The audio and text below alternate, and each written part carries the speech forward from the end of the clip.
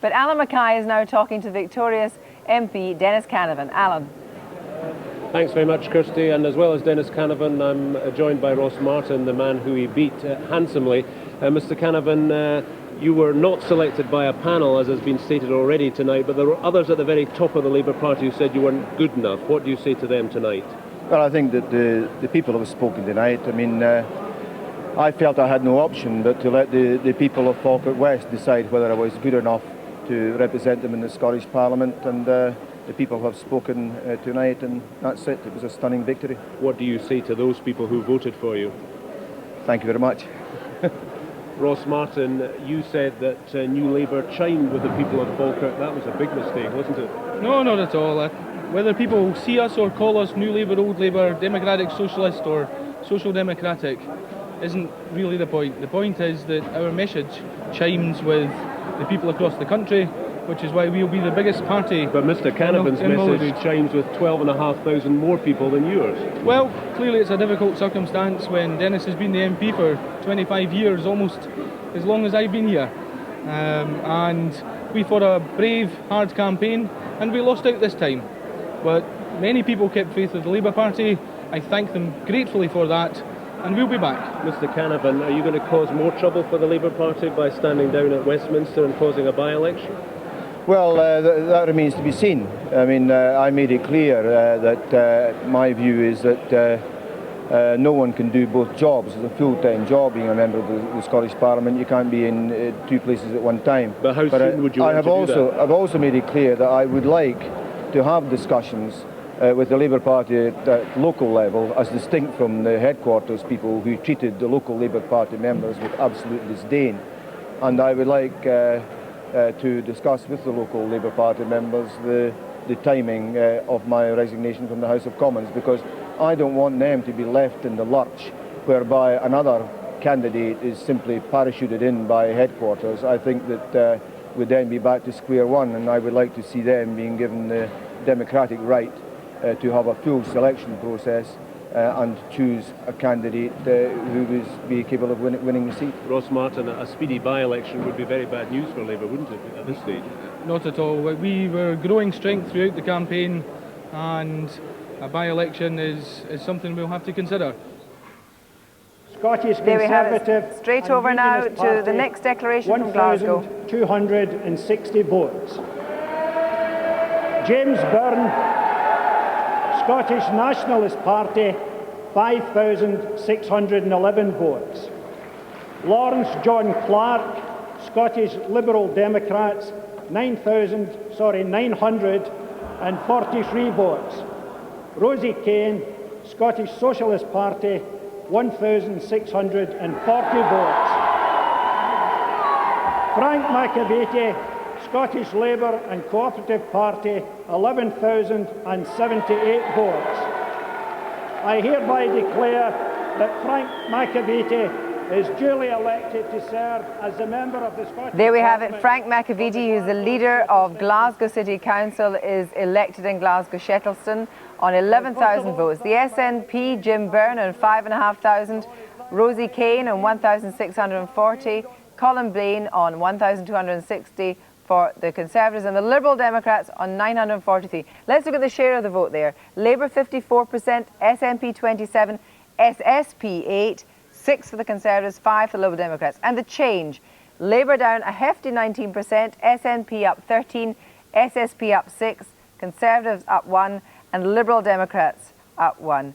And now we could see Donald Dewar arriving earlier there, looking in a very relaxed mood at the SECC in Glasgow, just in time to hear that Shettleston vote. Frank McAveety, very much part of New Labour's plans. Now let's catch up with some other results. Now let's look at that result in detail from Falkirk West there, that victory for Dennis Canavan.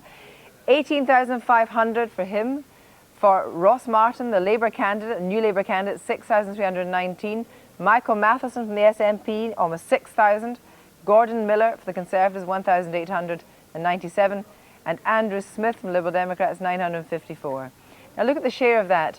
Dennis Canavan took 55%, Labour 19%, SNP 18%, 6% for Conservative, 3% for Liberal Democrats, and the exciting bit, the change, Well, of course, 55%, because obviously he's standing as a new MP. In Labour, official Labour down 41%, SNP down 6%, Conservative down 6%, Liberal Democrat down 6%, which shows that Dennis Canavan actually swept the board in Falkirk West. And you heard him talking to Alan Mackay there, saying that, you know, he would like to extend the hand of friendship to talks with his local constituents, but he didn't really hold much truck with the headquarters at the centre. Now let's look at that vote in Eastwood.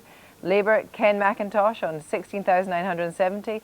Councillor Bill Young on 14,845 for the Conservatives. SNP, Rachel Finlay on 8,760. Liberal Democrats, Anna McCulley. Now, she defected from the Conservative Party. She used to be a Conservative MP, 4,472, didn't do her much good. And the Independent, Mana Tyon on 349. The share of the vote there, Labour on 37, Conservatives on 33, SNP 19, Liberal Democrats on 10 and others on 1. And the change, down for Labour on 2, down for the Conservatives, up SNP on 6% in Eastwood, interesting vote there, and Liberal Democrats down 2%. Now moving on to Angus, there's Andrew Welsh, he's the SNP MP there. He'll be taking that double seat, he'll be at Westminster and in Edinburgh on 16,000, Conservatives on 7,000, Labour 6,900, Liberal Democrats on 4,400. They will have Labour won Dunfermline West, they've also won Dunfermline East. But going back to Angus there, SNP on 46%, Conservatives 21, 20 for Labour, 13 for the Liberal Democrats. And the change, now like Murray, Angus is down for the SNP, 2 percentage points down. Conservatives down 4, Labour and the Liberal Democrats are up. Moving on now to Dunfermline East, and that was a win for Helen Eadie of 16,500. David McCartney on 7,877. Conservatives, Carrie Ruxton on almost 3,000. And the Liberal Democrats, Fred Lawson on 2,200. Again, the share of the vote there, Labour on 56%, SNP 27, Conservatives 10, Liberal Democrats 8. Now the change, again, Labour down 11 percentage points, while the SNP vote is up 11 percentage points. Conservatives no change, Liberal Democrats up 2 points. And now we can move on now to the Western Isles. Now this is a bad result for the SNP. That's Labour, Alistair Morrison on 7,200, SNP, Alistair Nicholson on 5,000, Jamie McGregor for the Conservatives on 1,095, and Liberal Democrats scraping in there with less than 500 votes. The percentage points for Labour 52, 37 for the SNP, 8% for the Conservatives, 3% for the Liberal Democrats. Change, 4 percentage points down against exactly the opposite on the SNP, 1 percentage point up for the Conservatives, and Liberal Democrats no change. And now we can go straight over to Edinburgh, where Ian McWhirter is with the veteran, once Govan MP, Margaret MacDonald. That's right, the former SNP MP for Govan. You won it in a famous victory in 1973. Jim Slitters won it in 1988. Why could Nicola Sturgeon not win it in 1999? I think it might have had something to do with the fact that one of the really big employers in the constituency was first of all in problems, Caverna, and then we had one of the huge employers in the UK, by coincidence, I think it was the day before the poll suggested that they might take it over. I think things in Govan, from where I can see them now, from an Edinburgh vantage point, I think they've been a bit unsettled. I think people didn't know what to make of the election, what to make of the powers of the Scottish Parliament, because they had a real crisis in their hands, and yet the Scottish Parliament itself couldn't really do very much about it.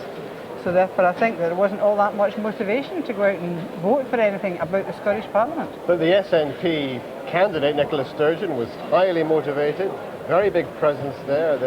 The campaign was relaunched in Govan by Alex Salmon, so why did that not make any impact? I don't know. I can't be too clever about it. I'm just telling you, I think it was an unsettled constituency.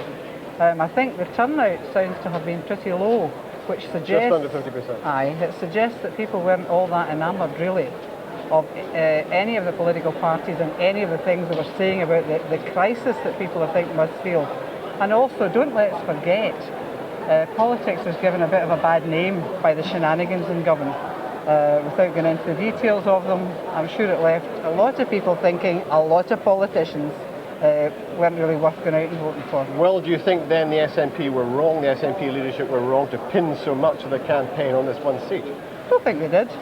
It was very high profile. In my constituency have gone beautifully.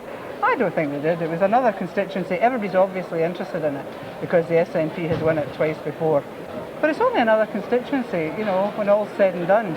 And as far as I can make out, the swing to the SNP in other constituencies, which perhaps haven't been as successful in the past, would appear to make us all eeksy-peeksy, which is much better. Well, you're top of the Lothian list, so you're almost certainly going to be sitting in the Scottish Parliament. What about Edinburgh South there in the first past the post? Beautiful place, beautiful place. I've got a terrific team. We're so proud of the campaign that we've run. We've run a really good campaign. It's been about, I think, the two best aspects of the SNP just now. The SNP as the engine for moving forward to get to real economic control, real priority setting in Scotland. We call it independence. As well as that, if you like, a more radical approach, a more redistributive approach towards how we should be organising our public services and our taxation in Scotland. So we've combined both of these things in our campaign, and I think we've been rewarded for it. But have you stressed independence enough in this campaign? What do you think? Well, of course I have, of course I have. I don't think there's anyone who has voted for me tonight is in any way doubtful that I am for Scottish independence as quickly as possible, because there's just too much going on in Europe that I would like us to be a part of and take responsibility for. We can't afford to hang around because the world is moving very fast, and I would like us to move just as fast. But do you think the party stressed it? I would think so, yes. I would think so. Okay. Thank you very much. Now you know. Now, did you believe Margaret MacDonald there when she said that the party stressed independence enough? We'll just have to wait and see. Yeah. Now we can go straight over to Anne Mackenzie, who's at the Glasgow count with the two victorious MSPs, the Glasgow boys, Frank McAveety and Gordon Jackson. Indeed, Kirsty, the Glasgow boys, the victorious new MSPs for Glasgow Shettleston and Glasgow Govan. If I could turn to you, excuse me, gentlemen, if I could just interrupt you. Gordon Jackson, first of all, could you explain what happened in Glasgow Govan? Because people are extremely bemused by the fact that he appears to have gone so much against the national trend. I don't know about the national trend. The people in Govan were interested in the issues everyone's interested in. I think maybe the media made Govan too special. We spoke about education, about health, about jobs. We said nationalism was a bad thing, and the people eventually just listened to that message. But the Labour Party was undoubtedly in some disarray. There obviously had been the unfortunate events surrounding Mohammed Sawar. First of all, there was some controversy surrounding your own appointment as MSP candidate for Labour. All of that somehow seems to have been overcome. How did you do it? It's difficult for me to say. The analysts will need to work that out. I know we just worked very hard. We went on the streets, we went on the doors, we took the message to the people, and they responded. Frank McAveety, you obviously won, well, I suppose you could say quite comfortably, 26% in Glasgow Shettleston, but in Glasgow Shettleston that's still a lead halved. Do you think that might have had anything to do with your own policies as leader of the City Council, which have been quite unpopular? We're in a position of transition of change in Glasgow, and sometimes that pace of change has to be caught up with. I think fundamentally we're halfway through a Labour government. This is a remarkable achievement, halfway through a Labour government, contrary to what other psephologists have said for years happens to mid-term governments. For us to return the kind of result we received here when we're the party of government, I think it's a remarkable achievement. Tommy Sheridan was saying earlier that he detects a definite disillusionment among Labour, amongst the traditional voters who obviously can't bring themselves yet not to vote, or certainly on the first vote for them, but at the same time feel extremely disappointed at the way that they're performed. Well, Councillor Sheridan's been crying wolf ever since I've known him years ago in the Young Socialist. He's not changed that tune. The fact is people of Glasgow are changing, and I think once they see the kind of transitional change that this City Council is engaging upon and actually see the improvements in housing, the improvements in schools, they'll realise that this has been worthwhile.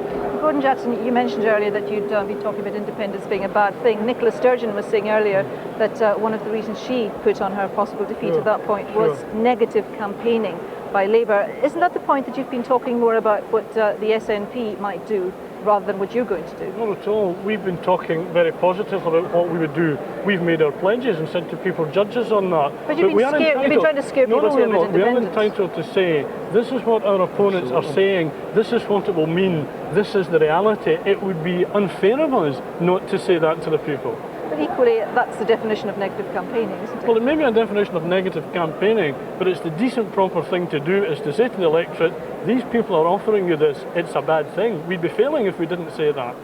OK, gentlemen, thank you. Thank Kirsty. you very much. Thanks very much indeed, and you'll have noted that particularly that Kilmarnock and Loudon result going through among those Labour results. It's a very bad result for the SNP. That's been a seat they've been after for a long time, and they had expected to take it tonight. We saw Cunningham South, Brian Wilson's territory, and we also got rumours now that the SNP may have lost Perth to the Tories. That's only rumours. But if that was the case, that would be a very, very bad blow for the SNP. Now at this stage, we can take the full form result, the main result here from Cunningham South in Brian Wilson's territory. Let's have a look at that now. That was there's another woman elected there, Irene Oldfather, elected by 14,935 votes, beating Mike Russell, who's the SNP's chief executive, on 8,500 votes. Conservative Murray Tosh on 3,229, and Stuart Ritchie, the Liberal Democrats, 1,717. And there we have the share there, 53 for Labour, 30 for the SNP, 11 for the Conservatives, 6 for Liberal Democrats. So far, no turn up for the books for Liberal Democrats. And on the change, again, across these Central Belt seats, these safe Labour seats, there's been quite a considerable percentage drop, down 10% for Labour, up 9 for the SNP, Conservatives and Liberal Democrats narrowly up 2. That's the change from the 1997. Now look at East Lothian here. John Hume Robertson, the MP there, is now the MSP on 19,220. Callum Miller for the Nationalists on 8,274. The Conservative on almost 6,000.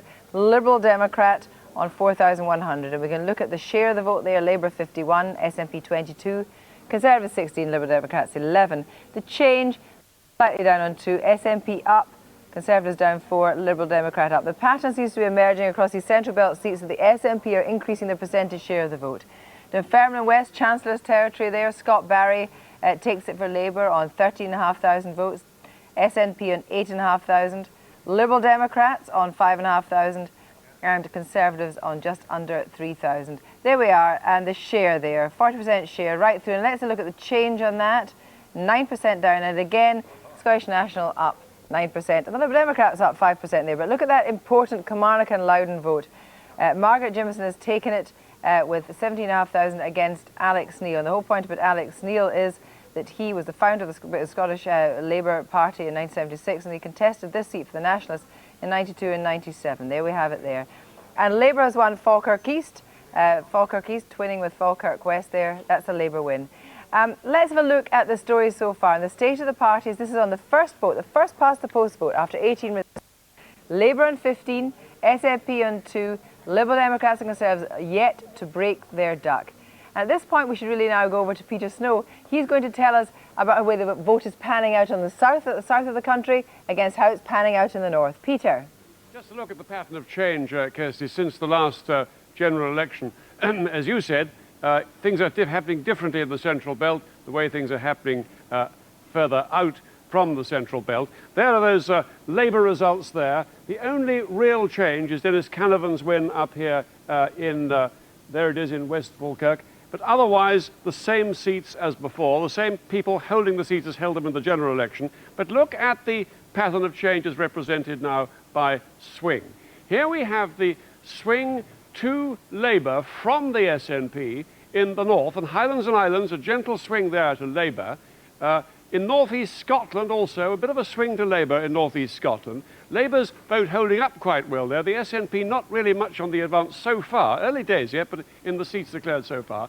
But come down a bit, and in mid-Scotland and Fife you find the swing to the SNP of 10% there, getting better as it comes down. West of Scotland, 4.3% of the SNP there. In Glasgow itself, 8.3%. And in central Scotland, of course, partly affected by the collapse of the Labour vote in West Falkirk, 10% swing to Labour in central Scotland. No results yet from Lothians, but a clear pattern there. SNP clearly doing well in the Central Belt, but not so well in the north, Kirsty. And now we can go over to David Porter, who is at New Labour's headquarters, Delta House, and he has some more news of a possible Perth result. David. There's a possibility that the SNP had lost the seat at Perth a few moments ago. There was a huge cheer behind me here at Delta House, and also Labour Party sources are saying within the last few minutes that they do think that Rosanna Cunningham has lost the seat for the SNP, and they think the Conservatives have got in. I must stress at this moment that that is just a rumour. We don't know. We obviously won't know until the final results come in. But there's a growing feeling of optimism here at the Labour Party headquarters. They were very much buoyed up by the Govan result and also the result in Eastwood as well. One caveat that we perhaps ought to put on, as we've just seen the figures which have come out there with 18 seats declared, is that Labour Party officials have been saying all along that they expect to do very, very well on the first past the post seats. So they are expecting, as the results start coming in on those first past the post seats, to do very well on those. Later on, when the top-up, the regional list seats come in, that's where the other parties are expected to do. So to some extent, Labour Party officials are quietly sort of saying, we'll have a little bit of caution at the moment. We realise that we're going to do very well on the constituency seats, but perhaps when we come up to the top-up seats, things will be the balance will be readjusted a little bit. Thanks very much indeed, David Porter. Well, if the news from Delta House is right and Rosanna Cunningham has not won her seat in Perth, she is third on the Mid-Scotland list. So when the second votes start to come in at a regional level, we may well hear that she is actually in through the list. But at the moment, we can go over to speak to the defeated SNP candidate in Govan, Nicola Sturgeon, who's with Anne Mackenzie. Thanks, Kirsty. Well, Nicola Sturgeon, what went wrong? I don't think anything went wrong. Obviously, we're disappointed not to have won Govan, but we have increased our share of the vote a swing of 2%. And it has to be remembered that at the 1997 election, the SNP secured a swing when in seats around the country there were swings to the Labour Party. So perhaps we got the swing at the last election, and this time seats around the rest of the country are catching up.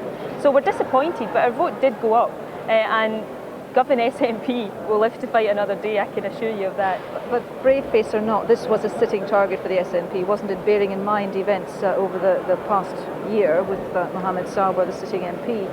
Surely if you were ever going to win Govan as a general election, as this is, then this was the time you were going to do it. No, we're disappointed. It's been a tumultuous 2 years for Govan, for the people of Govan.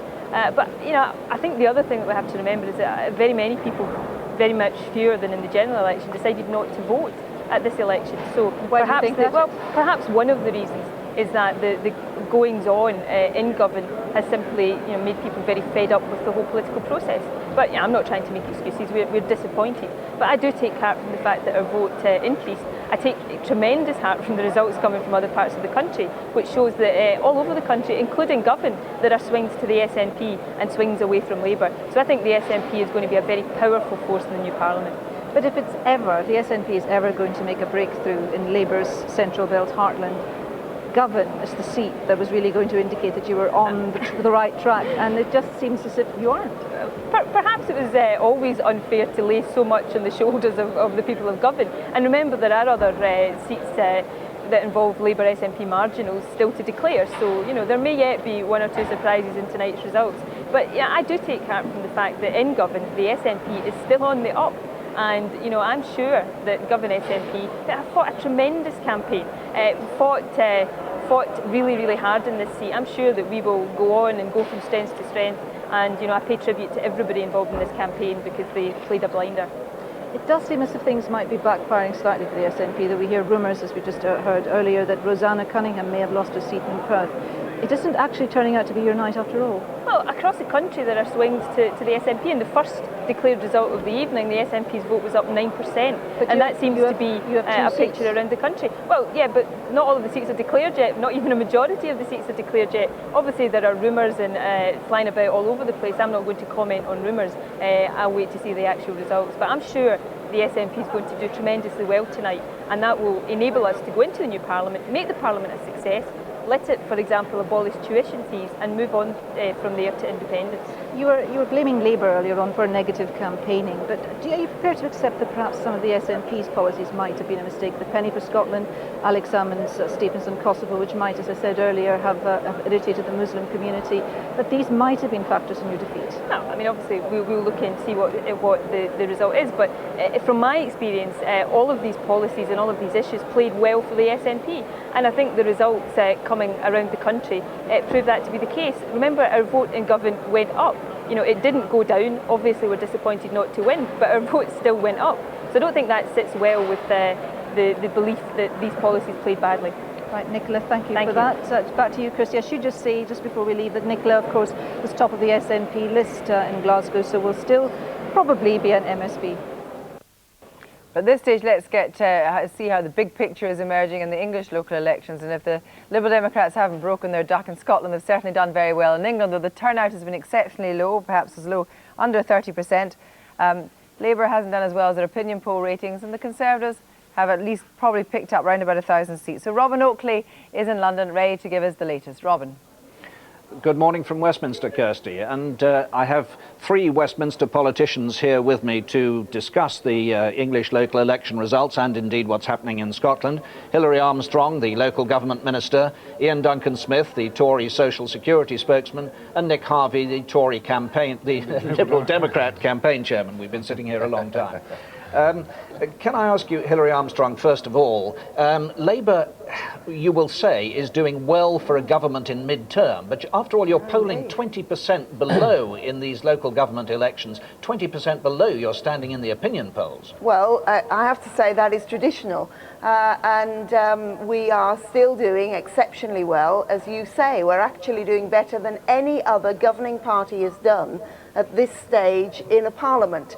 And this century, I might say, we're nearly into the next century now, but the last 100 years, no governing party has done as well as we're doing. And we're going to continue to fight because we think local government is important, and we want to make sure people connect with their council. And that's not happening. And the low turnout demonstrates But you're only 2 or 3 points clear of a Tory party that you're ridiculing and saying it's completely lost all sense of direction. Well, but 4 years ago, which is what we're comparing with tonight, 4 years ago, the Tories did worse than they'd ever done before, and we did better than we'd ever done before. And we are fighting seats and councils tonight where for tens and tens of years, the Labour Party didn't have a presence at all. And some of them we are continuing to hold. And we are doing remarkably well in the south and the southeast, where the Liberals are actually doing badly, and the Tories are just not gaining the sorts of seats that they ought to be at this stage in a parliament. Well, Ian Duncan Smith, the Tories are claiming that they're on target to gain about 1,000 seats overall tonight in local government elections. Is that going to be enough to save William Hague from all the pressures there are on the Tory leadership at this time? After all, when these seats were fought 4 years ago, you lost 2,000.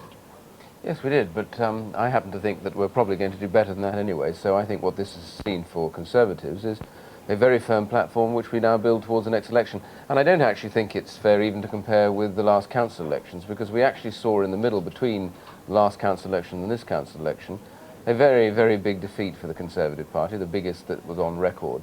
So all the records change at that point, and the process we see is rebuilding from the last election. This is part of that position. And if, this morning, if we'd been having this conversation, Robin, you'd have said to me, well, of course, you'll be very pleased to get to 1,000. I'm telling you we'll do better than that. And I'm telling you that actually what we're seeing across the country is a beginnings of the fight back, a firm platform we can build on towards the general election. How much better than 1,000? Well, we'll see, but I think you will find that we are progressively upping our targets, because I think by and large we're doing much better than we had anticipated, and I think as a result of that you're seeing, most importantly, two things. One, people actually believe now they can vote for Conservatives, they want them back in power in key areas and councils thanks to the hard work of local people. But the other thing is that when we see a low turnout, we also see a lot of antipathy in that to the governing party, because they're saying there's actually no point in going out and voting for this mob because really we're not sure about whether they're delivering or not. So we'll see over the next 2 years a real record about these hidden taxes, problems hurting people going into tight times and losing a few jobs. They're going to say, no, there's a lot aren't delivering. Much of the fact that they're a changing party, but what are you changing to? Do you remain a Thatcherite party committed to free market ideals, or are you becoming something altogether different, a party of public services? No, we're a party that's committed to delivery to people and what they want. People don't sit around a table and say to themselves, thank God that thing is public, or thank God that the school or the hospital is private or public. They say, I want to get my treatment, I want to get my child's education. So what we say is, we're going to look at the delivery, we're going to say what's best, how we can deliver better. It's the Labour Party that's hung up on how you deliver it. We're simply saying, and just let's briefly, get on and deliver. Briefly, William Hague is safe, no challenge? Oh, he wasn't in any doubt at all. William Hague is absolutely secure, and he'll take us through to the next election and win it. Nick Harvey, if I can turn to you. Liberal Democrats have had a big gain, obviously, in Sheffield. That's a big star result for you tonight. But you've also lost quite a number of councils. Is constructive opposition, Liberal Democrats working with the Labour government on a number of policies, is that actually working out on the ground?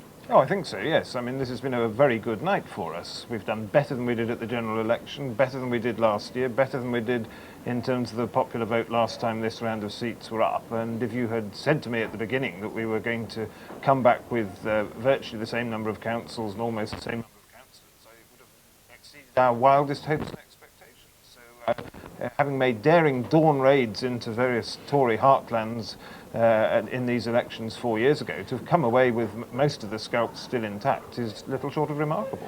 Now, this is, of course, a historic night, the election of the first Scottish Parliament for hundreds of years.